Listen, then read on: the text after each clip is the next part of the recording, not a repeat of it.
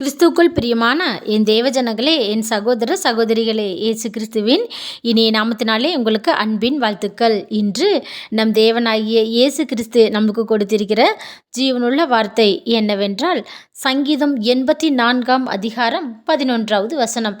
கர்த்தர் கிருபையையும் மகிமையையும் அருளுவார். ஆமேன். ஹல்லேலூயா. பிரியமானவர்களே, நீங்கள் எதை குறித்தும் கவலையே படாதீங்க. நீங்கள் உங்கள் மனசில் பல்வேறு யோசனையை வைத்துக்கொண்டு, பல்வேறு சிந்தனையை வைத்துக்கொண்டு, பிரியமானவர்களை பல்வேறு கஷ்டங்களை வைத்துக்கொண்டு நம்ம என்ன செய்ய போகிறோம் என்று சொல்லி நீங்கள் கவலைப்பட்டு கொண்டிருக்கிறீங்களா?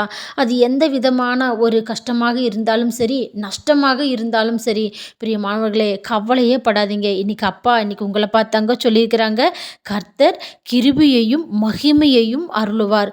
அவர் கண்ணிலிருந்து கிருபையையும் மகிமையும் தயவும் நம்மளுக்கு கிடைக்கும் பொழுது, நம்ம மலை போல துன்பம் இருந்தாலும் கர்த்தர் நம்மளை பனி போல் அதை மாற்றி நம்மளுக்கு ஆசீர்வாதம் அளிக்க இன்னைக்கு காத்திருக்கிறாருங்க.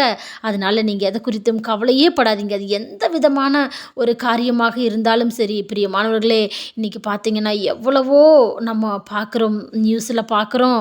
எவ்வளவோ பார்த்தீங்கன்னா தற்கொலைகள், கஷ்டங்கள், இது எல்லாம் பார்க்கும் பொழுது நம்மளுக்கு எவ்வளவு வேதனையாக இருக்குது தெரியுங்களா? ஆனால் நம்ம ஆண்டவரை நம்புகிற பிள்ளைங்களுக்கு ஒரு பொழுதும் நம்மளை கைவிடவே மாட்டாருங்க. அதனால் நீங்கள் கவலைப்படாதீங்க, சந்தோஷமாக இருங்க. எல்லாம் ஏசப்பா பார்த்துக்கொள்வார். ஹல்லேலூயா. ஆமேன். ஸ்தோத்திரம்.